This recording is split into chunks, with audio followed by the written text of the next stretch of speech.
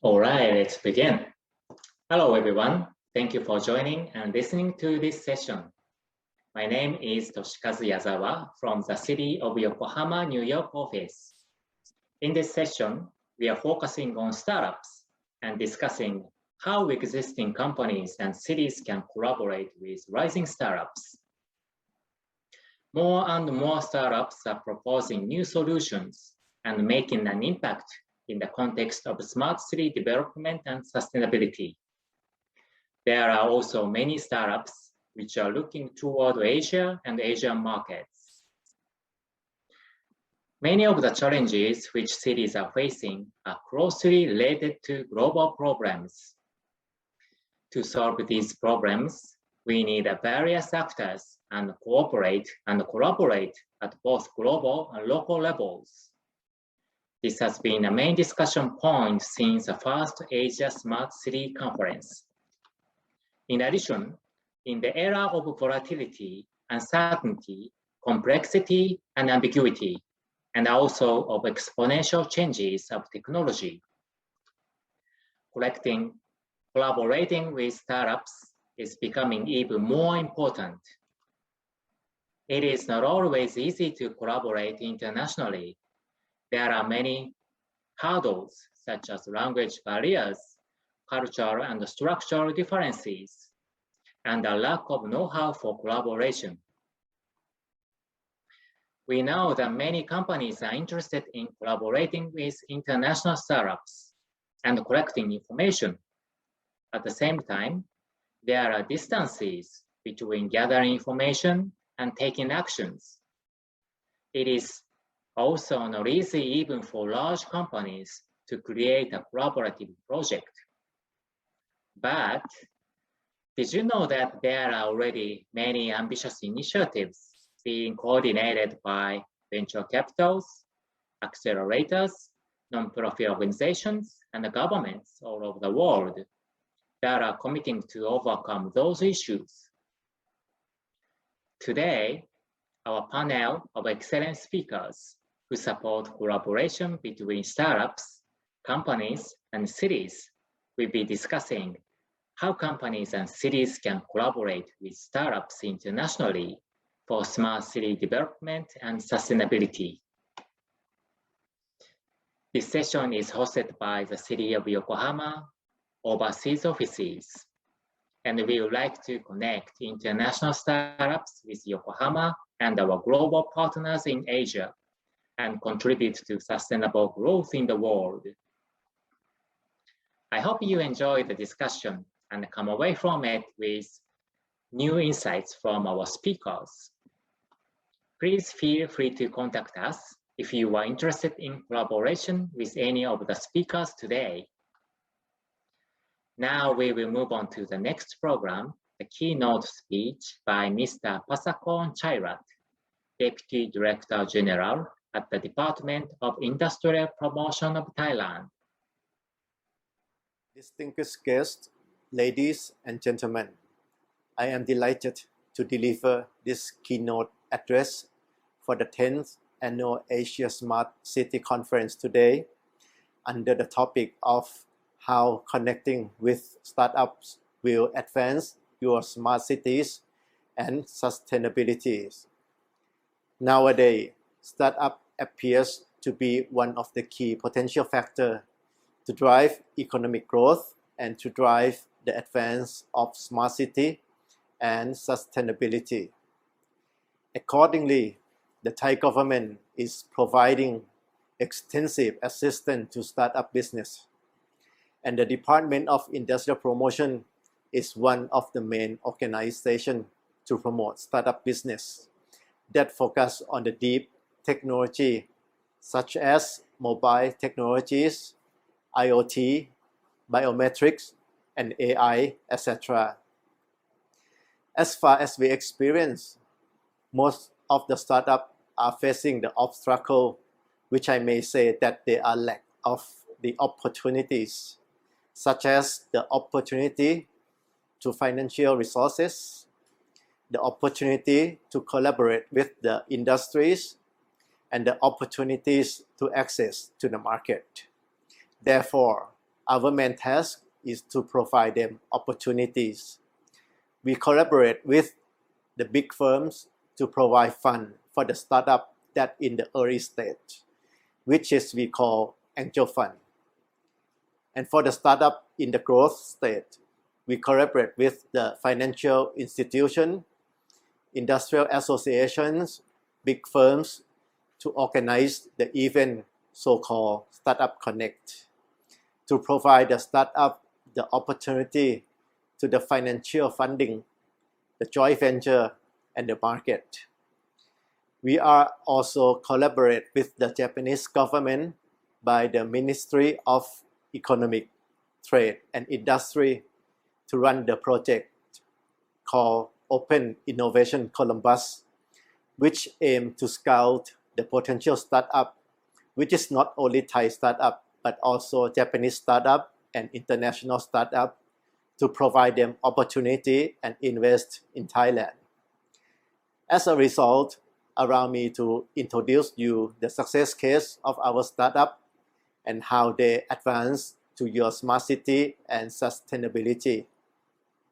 First company that I would like to introduce is the PDIE Smart Solution Company Limited.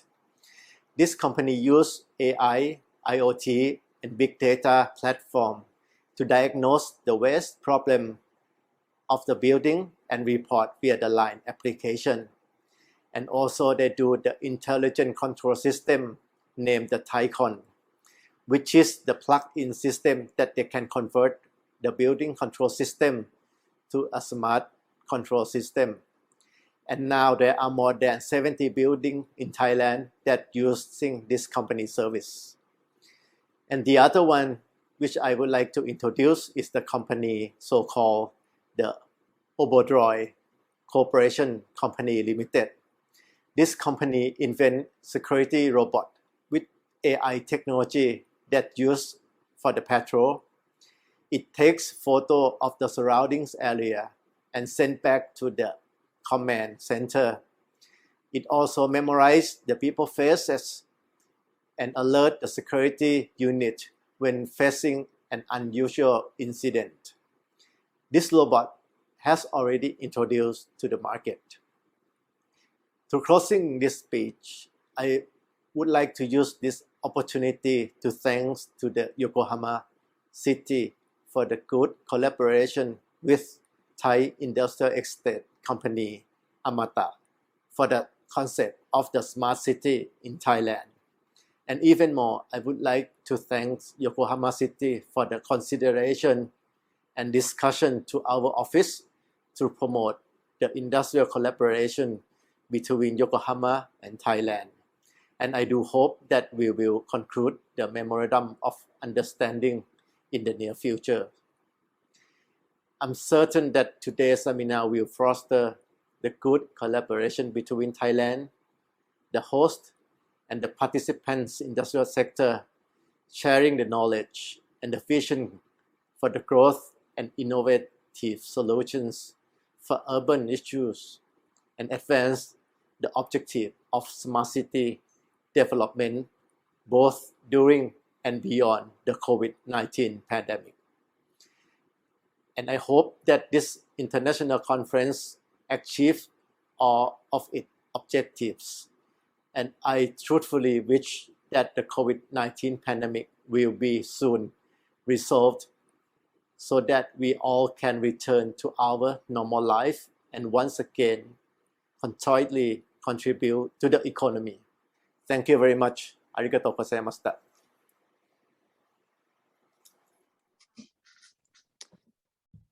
All right. Hello, everyone. Thank you to Mr. Toshikazu Yazawa and Mr. Passakorn Chairat for setting the stage. And a big welcome to everyone watching for joining us here at this, the 10th annual Asia Smart City Conference for this panel discussion. My name is Nikolai Muth. I work at the US office for the city of Yokohama, Japan, the annual host city for ASCC when it is held in person. And I have the honor of serving as the moderator for today's discussion. As you've heard, we are here to discuss how startups, corporations, and cities can collaborate together, especially in the realms of sustainability and smart city tech. So we have a great panel of experts here to discuss today. Let me just quickly introduce everyone in no particular order. We have Akihiro Hikita, the CEO of Global DX, who has a long history supporting cross-border collaboration and proofs of concept, or POCs, between foreign startups and Japanese corporations. Before working at Global DX, Mr. Hikita worked at Startup Bootcamp Osaka, where he facilitated 20 POCs between Japanese corporations and startups spanning 11 different countries. And now at Global DX, he's working to establish a global ecosystem and support venture building. Next up, we have Christian Schmitz, founder and CEO of PDIE Group, which stands for Purpose-Driven Innovation Ecosystem. Mr. Schmitz is based in Japan and has years of experience offering strategic consulting to international and Japanese companies, investing in early stage startups, and has built and run multiple of his own. At PDIE Group, he is creating, educating, and inspiring a network of global innovators and purpose-driven entrepreneurs that seek to tackle the world's most pressing ecological issues. And last but not least, we have Masami Takahashi, president of Scrum Studio Inc., which is a business incubation platform that is a part of the VC group Scrum Ventures. After a career as general manager and then CSO of WeWork Japan and working at Uber Japan, and newly CEO of Miles Japan, at Scrum Ventures, Mr. Takahashi works to bring together corporations and startups to co-create and innovate through various studio programs. Thank you all so much for joining us here today. Really excited to have this discussion. So yeah, let's just jump into it. I have some questions for you all. First question, and I'll throw this to Mr. Takahashi to start with, but I'd actually like to hear all of your inputs. Mr. Takahashi, what currently is or would be your approach to making those connections happen between large corporations, startups, and potentially cities as well?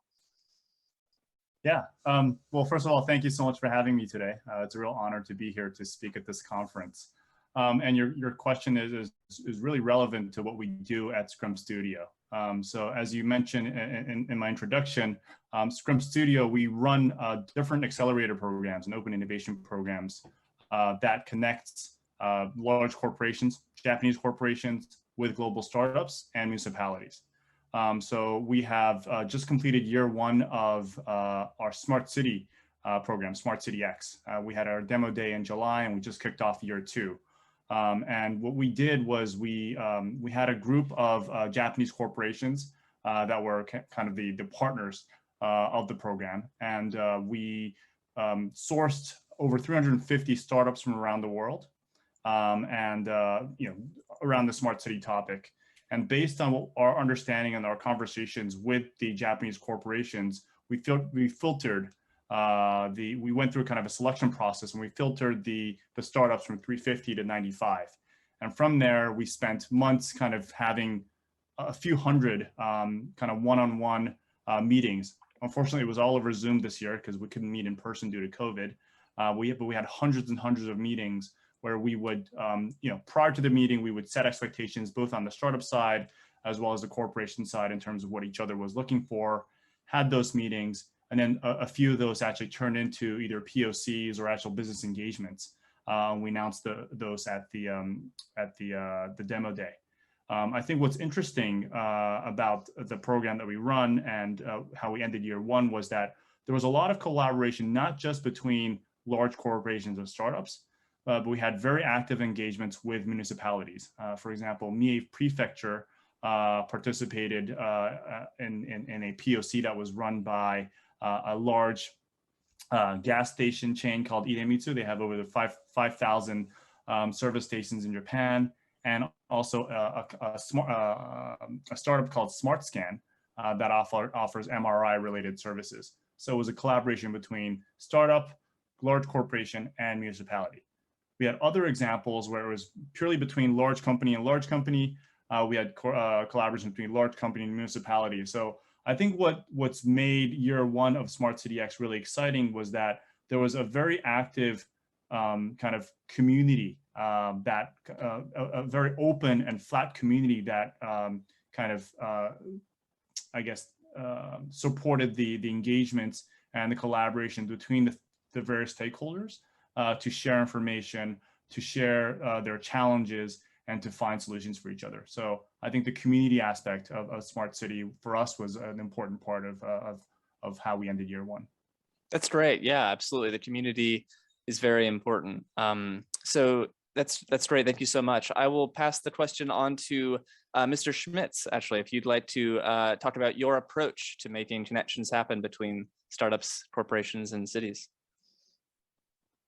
Yeah, thanks also from my side for being here. It's an honor to speak. And I have very much enjoyed listening to Takahashi-san. I'm also a part of the Smart City X initiative. And I think all the ingredients which are necessary to have a successful collaboration between startups, corporations, and cities, they have provided this by building the community, by preparing on both sides, the startup side and the corporate side. And if this is not there, and you have not the credibility, it's very difficult to get this going, actually. In the beginning, we have done the Climate Launchpad this year, and we did it the first year. It's an EU initiative. It's targeting on idea stage startups. And yeah, it was very difficult to leverage sponsorships and collaborations. So finally, we did it just by ourselves this year, but it was very successful. And we could bring together a judge panel with, for example, Yoko Ishikura, who has been a professor and is now heading the digital agency of Japan. We had somebody from METI, Ishii-san, who is also the innovation and small and medium enterprises innovation officer at METI. And it shows that, first of all, maybe you have to set an example and you have to build the credibility. And I think Scrum Ventures has been around a long time already. And they have very well done this preparation to build the corporate network on the one hand side, and on the other hand side, also managing expectations on the startup side, which is very important. But if you don't have these ingredients, you need to actually prepare this. You need to build the ecosystem.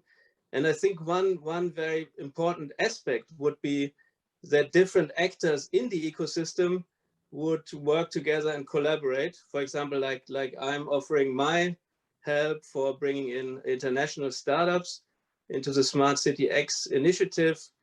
It would be very fantastic if, for example, yeah, all of us here in this panel discussion could work actively. City Yokohama would provide the catalyst function, providing the stage for bringing all these people together, also providing the infrastructure, and the other actors, they could complement each other's. From the PDIE side, I mean, we are building a global ecosystem, and we have great access in Europe, for example.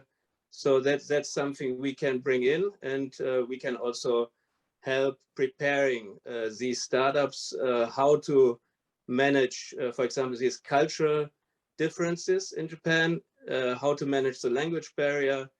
And also we can work on the corporate side to prepare the corporation so that there will be really an outcome, and not like Yazawa-san briefly explained that sometimes Japanese corporations just gather information and then there will be no real action in the end, and that's not desirable for all the sides.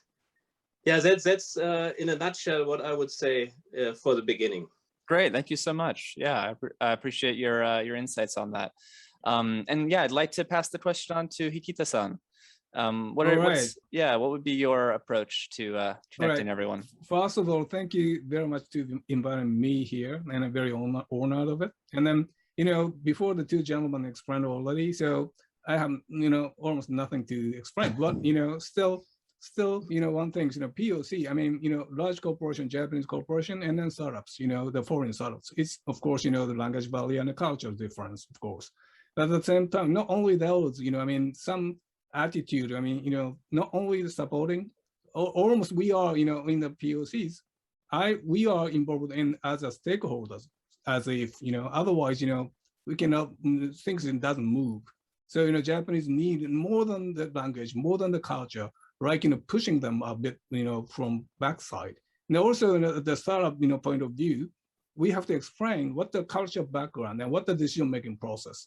All those details, not only, 3 parties together, including us, maybe one by one, with the startups and with the corporation, we have to explain using different opportunity and the meetings, we have to explain. So POC is very important. That's what we thought. That's why we established our own company, from the, startup, smart city program.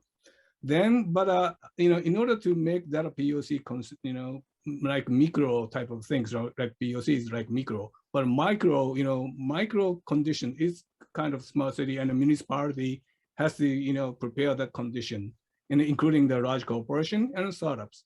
And I think, municipality, has prepare some incentive. If they set some theme, big impact on the society, and then if that, the large corporation and the startups can create some, set some, objective, like, goals. Municipality maybe prepare some grant, for example, and then, push them, or and then give them the incentive. That's what I'm, thinking the best way to. So, something, new, has to be prepared in Japan, to proceed the things between startups and large corporation, because this is kind of new. But this is necessary because Japan used to be very successful with the process in trading, like importing something in materials and energy, and then creating parts, and then products, and then exporting to the world, like in electronics and then the cars.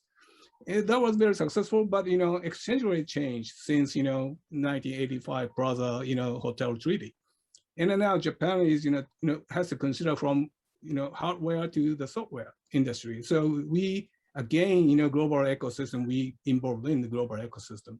And then in Japan, we have to add some value on the software industry, So to make it possible, like POC is very important. That's what I think.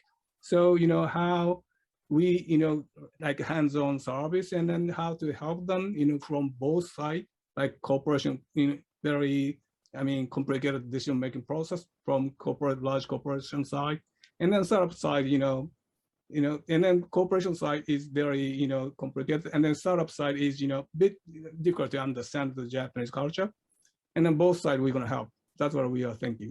We think it's necessary.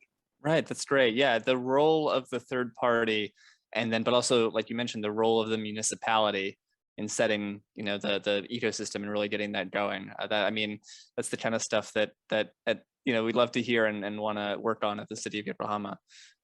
So actually, you, Mr. Hikita and Mr. Schmitz, you both mentioned like some of the difficulties, like language barrier that come up, and I'd like to dig a little bit deeper into that. And maybe Mr. Takahashi could kind of start us off on that too. Like, what are, in your opinion, or that you've noticed, the barriers or difficulties to overcome when connecting startups with corporations or cities? Obviously, not all connections work out, and I'm wondering why you think that is. Should I kick it off? Yeah, please. Okay. Yeah, I think Christian and Hikita-san both alluded to some of these points. So I think there's obviously a communication / language challenge depending on who's involved, and that's it's given, right? It's a cross-border collaboration opportunity. So I think that's to arise, and I think that's where a third party, like you mentioned, Nikolai, could really step in and kind of lay the groundwork there. I think the thing that is sometimes challenging is really beyond the communication is the expectation setting. Like, it's important for the large company to understand why a startup or the startup that they're talking to is interested in speaking to the company that they work for. Me having worked for a large company, I was at Sony for over 10 years. So I was on the large corporation side. And with Sony's brand name and the business card, I didn't have a lot of challenges meeting different startups when I was in the Bay Area, for example. But I didn't really think twice about why they would be excited about working with Sony. Obviously, it's a globally respected brand. It has a lot of great technology and product. So I think the general understanding was there, but I didn't really stop to think about why and what I could bring to the table and offer to the startup. I think some of the challenges is that if it's a large corporation, if the person on that side has been working for that company for a long time, for my case it was over 10 years, I'd never really experienced a startup. I'd never really understood what it takes to scale. I never understood what kind of POCs and case studies are important to take the company to the next level, whether that's fundraising, whether that's striking the next big partnership. So a large company can actually bring a lot to the table that is just beyond their pure technology and then products. And I think it's really important for both sides to understand and kind of probably lay that up front in terms of why they're at the table, what they want to explore, what they want to learn, before spending an enormous amount of time to eventually either not do anything or actually not even make a pure decision. So I think the challenge, again, to summarize, is the expectation setting on those sides is oftentimes kind of skipped, and that's why they just go through the conversation but without a real goal in sight. Great, thank you so much. Yeah. And I mean, let me ask, we have talked about it a bit, but if there's anything that, Mr. Hikita or Mr. Schmitz, that you'd like to add on, as, are there any barriers or difficulties that you've seen that we haven't discussed yet that you think that might be? Yeah, please. May I talk? I mean, yeah, of course. In the case of Japanese company, I think, they are, sometimes in many cases, they are like, treat startups like, the kind of procurement services, buying services or, products, but not actually, that is not the actual collaboration. So they have to be equal, even large corporation and startups. They have to stand, just, in the equal basis. That's, first of all, large corporation is get used to buying something from small companies. Their attitude has to be, changed at the beginning. At the same time, large corporation join the program with some budget. That's what I think. They are just, joining the program, but, nothing will happen because they are not very serious. So they don't have to spend the money, of course, at the end if they don't like it. But, they have to prepare some budget, which means they have to be serious about the next stage, even after POC. So we are recommending startups, the both sides, but, the large corporation prepare the budget for us, and then send on the pitch to play the games. Not sit on the seats for the audience. That's what we are asking, large corporations. So both sides has to be, the change, but especially Japanese large corporation has to change their mind a little bit. Otherwise, good collaboration might not be happening. Right, that's a good point. And I think that probably that's the case for Japanese corporations, but also large corporations around the world. They have to change and really have the right mindset going into it. Yeah. And Mr. Schmitz, if there's anything you'd like to add, feel free, but I'm also happy to lob you another question. I got one waiting. No, I just wanted to add to Hikita-san's argument. I have been included in the Open Innovation Task Force at the Cabinet Office 2 years ago. And another 2 years ago in 2017, we could see that a lot of these large Japanese corporations, they started to have their kind of innovation department or open innovation department. They were looking mainly towards Silicon Valley and Israel, and they were trying to scout interesting startups which would fit to their main business. But some striking thing in this Open Innovation Task Force was that this Open Innovation Department in the large corporation, it was called Dejima. And Dejima, is a detached kind of innovation island. And it's not really related to the rest of the business. And even if they want to do something with a startup, within the corporation, they might face some challenges and some hurdles to really integrate the startup idea. So it's more and more important that because we can, like Hikita-san also said in the beginning, that the strengths of innovation in Japanese corporations came more from the manufacturing side, and this age is over. We are shifting to the digital age now, and we need a different type of innovation. And it would actually be very good for Japanese corporations to look outside and to have more convincing arguments to look for the right startups. But I think also that this needs to be very well prepared. So it doesn't help if you come with a dozen startups and they don't really fit to this corporation. So there needs to be already a kind of a fit, and there needs to be a readiness from the startup on the one hand side, and also from the corporation on the other hand side. And I mean, apart from cultural language barriers, there are also other barriers, especially in open innovation. If it's research and development oriented, there could be the possibility that a large corporation can assist with R&D activities, but then you have to have a very clear agreement on the intellectual property as well. So that's another issue which I would raise. And apart from this, the Japan compared to US and China, for example, doesn't have a very vital venture capital ecosystem. So investment is also one very important ingredient, and the investment can come from a corporation, but it could also come from a third party, which would then help to further accelerate the integration. And that's something maybe where the municipalities can also help with regulations to make it easier to raise capital. Right, absolutely, thank you. So we've talked a lot about the difficulties, and we have touched on some ways to get around those, but I'd like to ask, like, for example, I'll go to you, Mr. Takahashi, again. You know, through Scrum Studio and I think like Smart City X, you end up working with a lot of startups to facilitate these connections. And are there any sort of important tips that you would end up giving to a lot of the startups that you worked with, or large cities or corporates?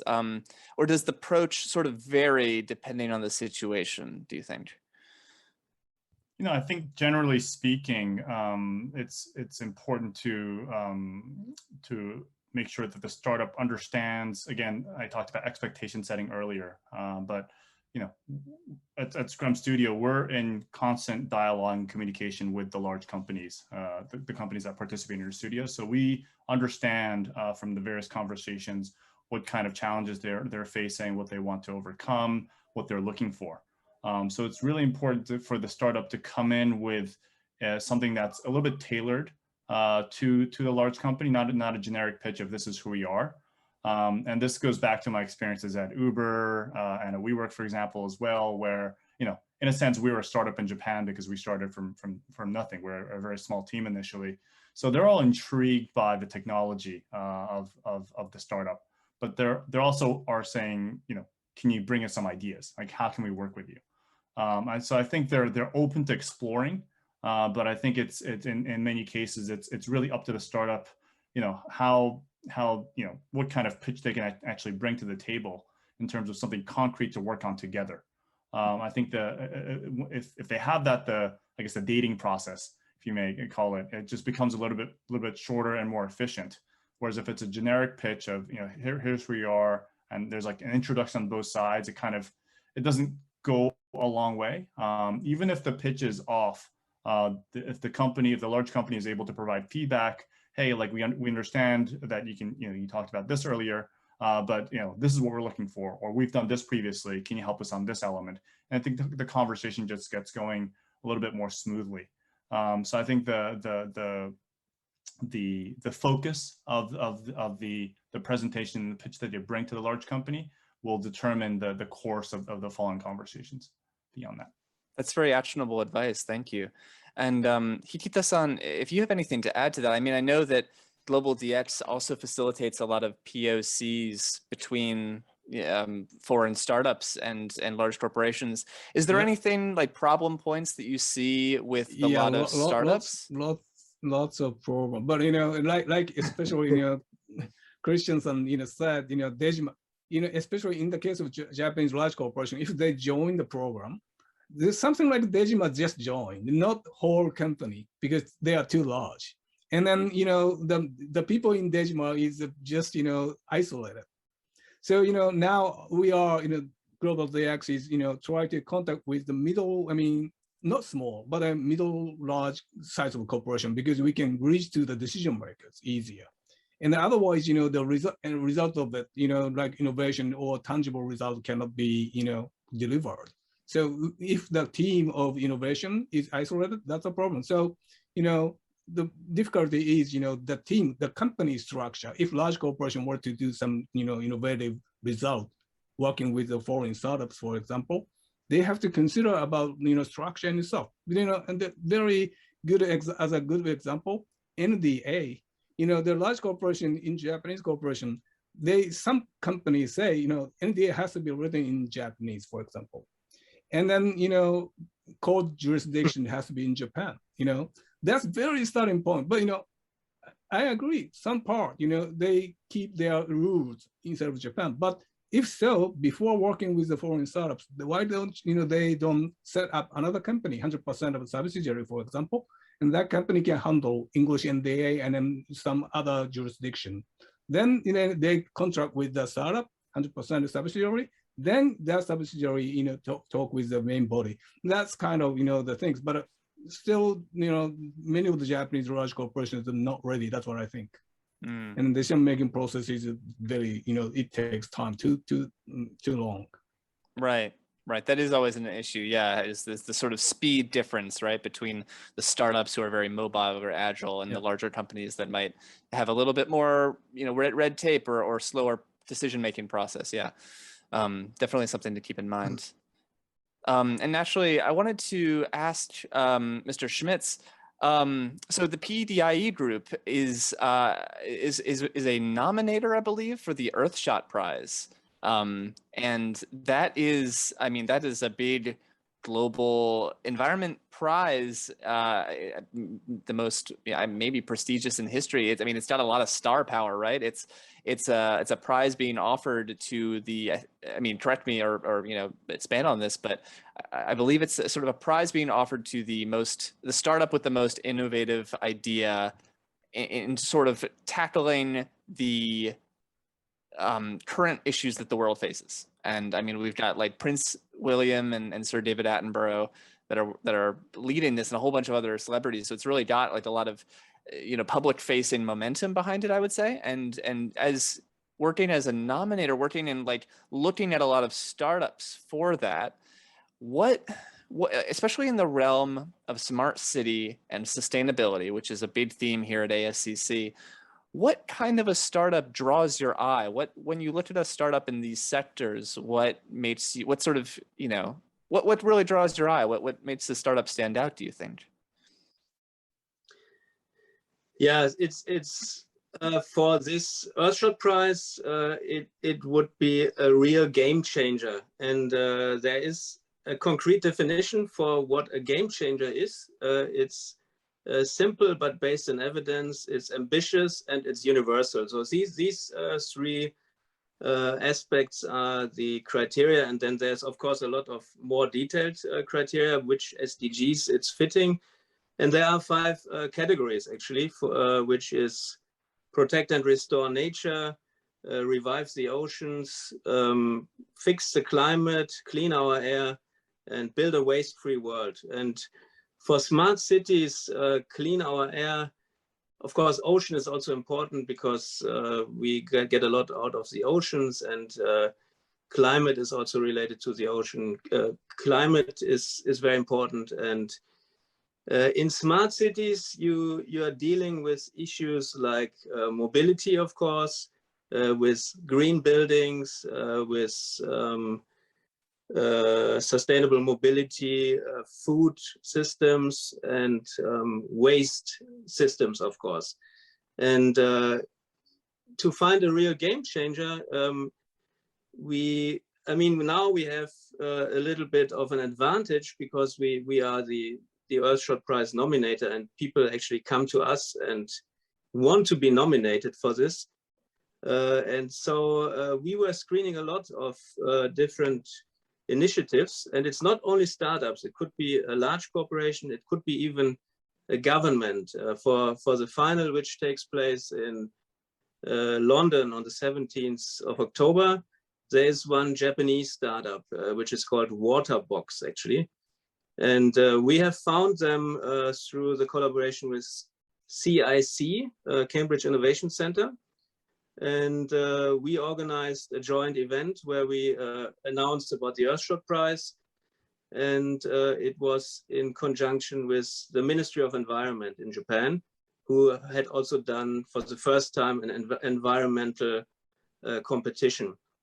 But the funny thing is, if you watch the video where Prince William actually announces all the finalists, there's only one startup among all these startups who doesn't speak English. So it's the one from Japan. And I think that's something where Japanese startups need to learn, even if they don't have somebody who speaks English and they have a scalable proposition which you can take outside of Japan. You need somebody, and they could hire somebody who would be in charge of international expansion, for example. And in terms of the international startups, of course, we were looking at the uniqueness of what these companies were doing. We have actually nominated 21 solutions, and there are 15 finalists, and 3 of these 15 finalists came from PDIE Group, which is kind of a great success actually for us. And one of it is a German company which works on electrolyzers, which are for a very important aspect in green hydrogen energy. And another one would be NGO, which is for the protection of, they call it pristine seas, so really pristine areas in the oceans. And there's a 30-30 rule for the oceans to protect 30% of the ocean. And they are doing great work in this.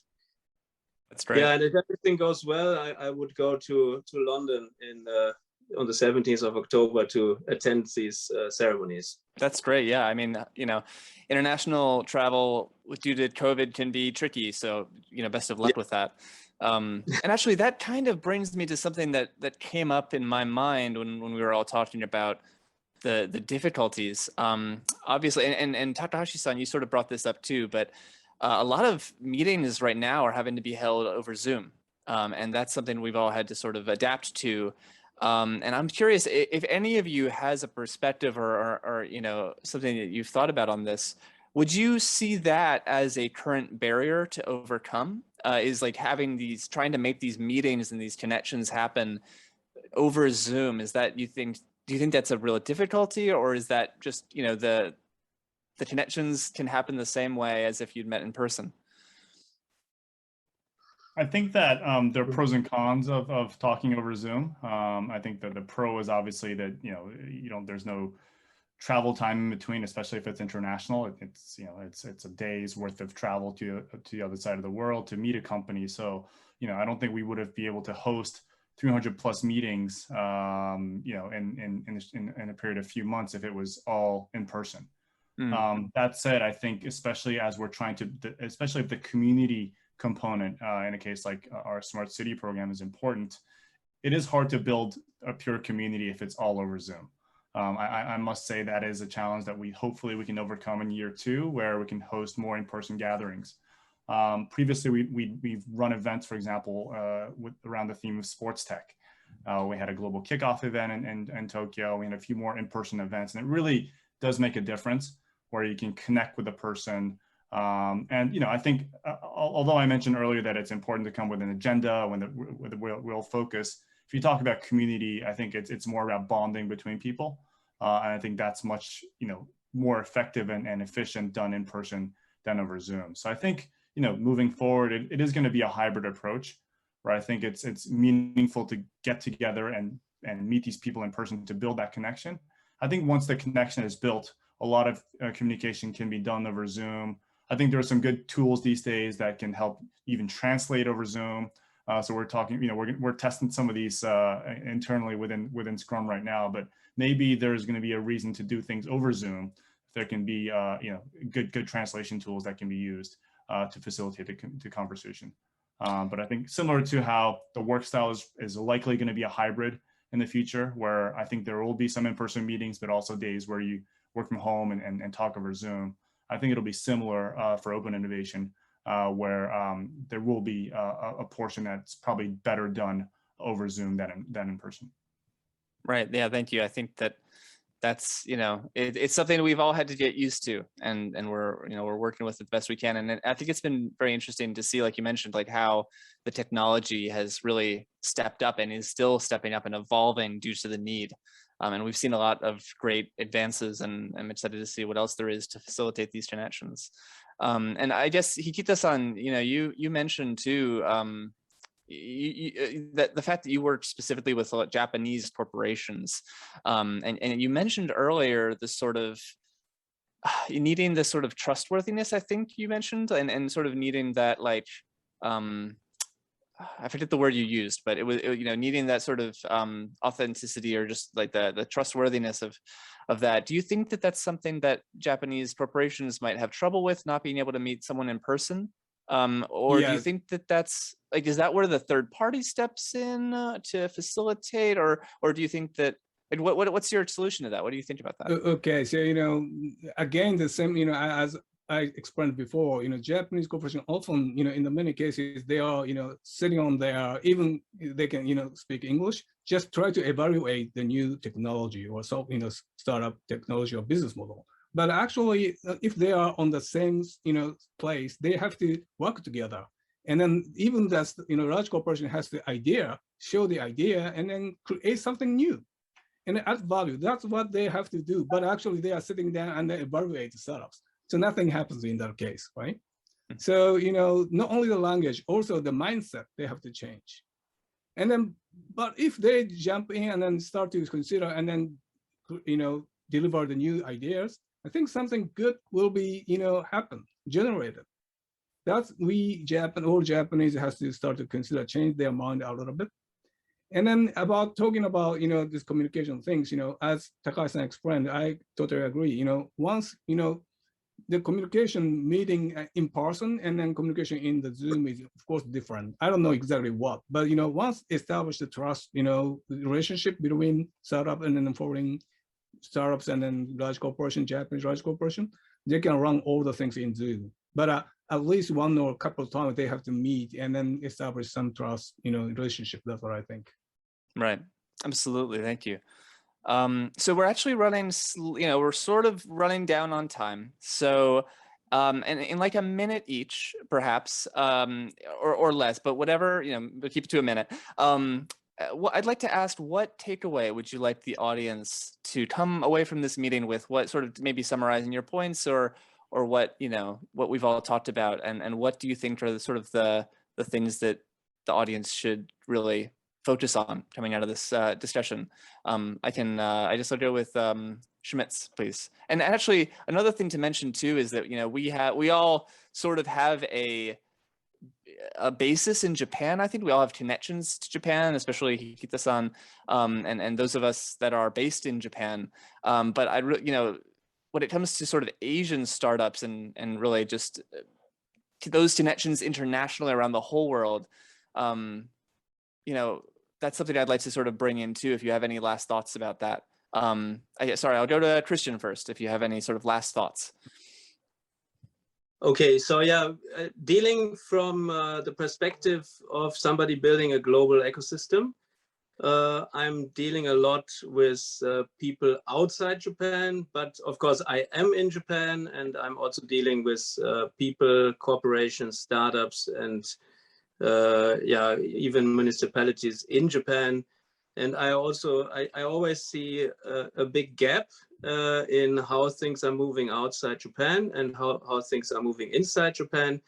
I believe that there is, I call it a sleeping giant.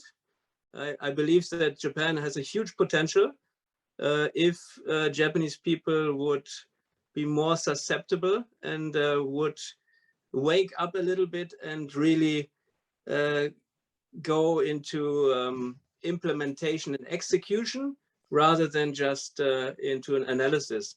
And in the end, I also wanted to give you a successful example of a collaboration which is related to one of my startups, which is called Rice Exchange. And now we have a holding company called DCX.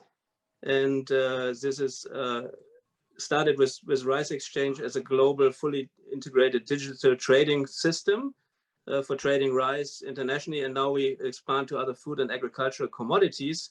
And we collaborated with the blockchain department of Fujitsu.